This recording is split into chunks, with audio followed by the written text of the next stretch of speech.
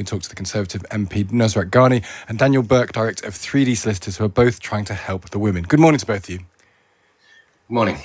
Good morning. Nusrat, what can you tell us about these two women, first of all? Well, I spoke to the female MP just yesterday around 5 p.m. UK time. She is a dignified, brave woman. She's already faced down the Taliban in their last 17 years of brutality. Was beaten up by them on numerous occasions for showing a tuft of hair or teaching girls at home, or even offering basic nursing care for women having children. So she's already gone through one round of brutalization. She went back to Afghanistan and helped rebuild the country. So she's very brave. But yesterday the conversation was very emotional. She was in tears, living day by day. And I received messages saying, I'm not sure whether I'm going to survive the night. This is how desperate she is. And we owe them so much debt for the work that they have done in trying to stabilize Afghanistan for 20 years. And they feel absolutely abandoned. And what about this notion that the Taliban's saying that people who've worked with the allies will be allowed to leave, people who want to leave can leave? Do you hold out any belief in that? I don't, and I'm trying to say this without swearing, but we're exhausted by this commentary by the Taliban PR machine.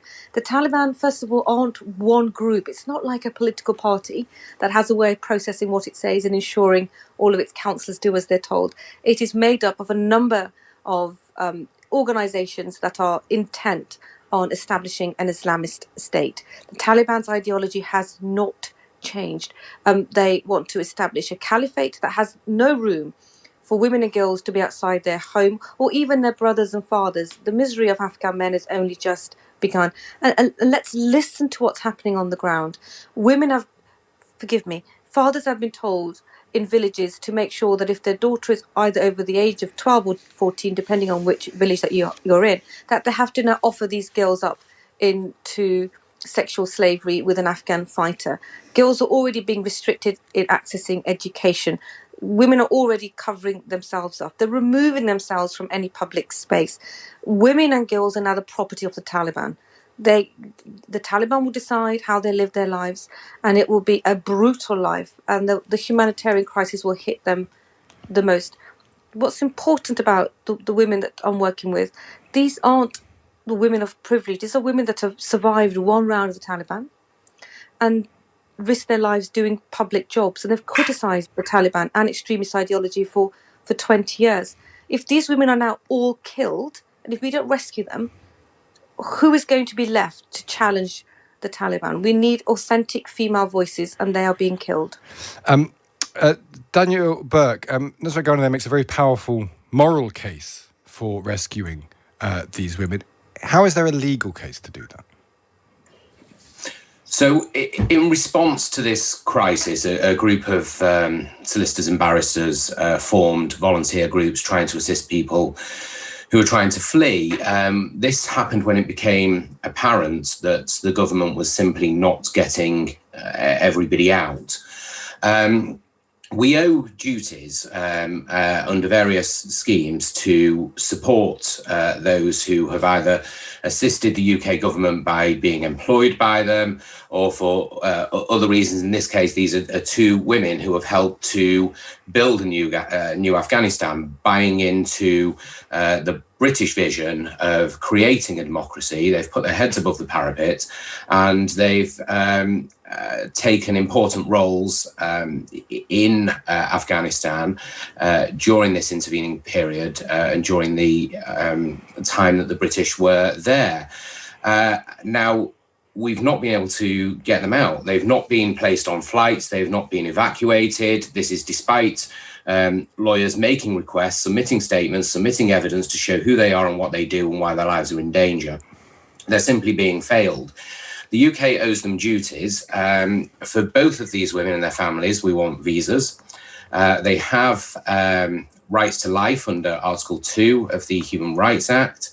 And we are of the firm view that they are people who fall within the resettlement schemes and should be brought to England or under the ARAP scheme, which is the Afghan Resettlement Relocations and Assistance Policy.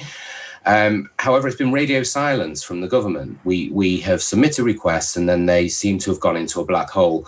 And what's interesting is that the group of lawyers that we're working with have submitted numerous requests. And these are for people who, without doubt, should be able to come into the UK. We're hearing from the government, these are the people that they seek to rescue, interpreters, soldiers who have worked with British forces.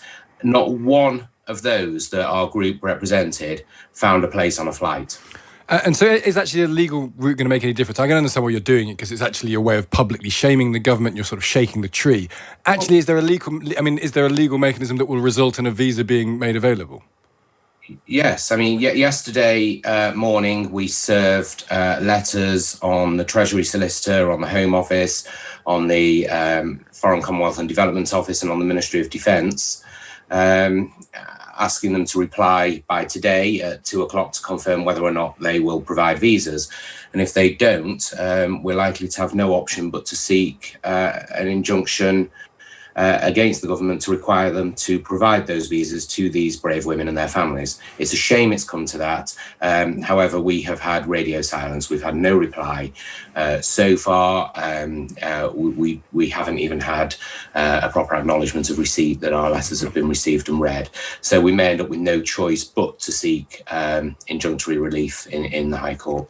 Nusrat Ghani, you're a Conservative MP. Can you not pick up the phone to someone in the Foreign Office? It's your government responsible for this. What is the government saying to you? What is Dominic Raab saying?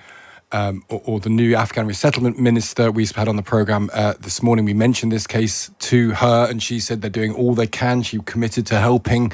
What are they saying to you?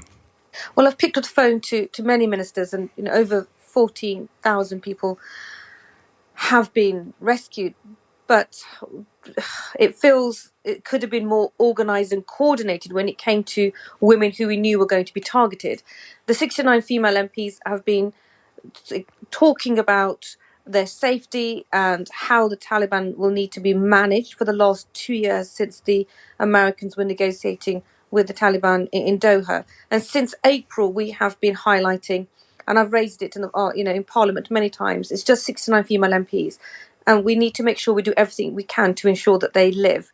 And what's frustrating is that the whole international community, all of the governments that were involved and then removed their people out of Afghanistan, couldn't coordinate the safe passage of 69 female MPs. And if I may just pick you up on something you said earlier, I'm not making the moral argument. I'm making the argument that makes it very clear that our relationship with Afghanistan, because of the actions that we have taken, will now be longer and deeper than any of us had ever hoped for. And for that relationship to ever be in any way leveraged by us, we need to make sure that good Afghans who have experience of the Taliban and understand Afghanistan survive so they can be involved in the talks going forward.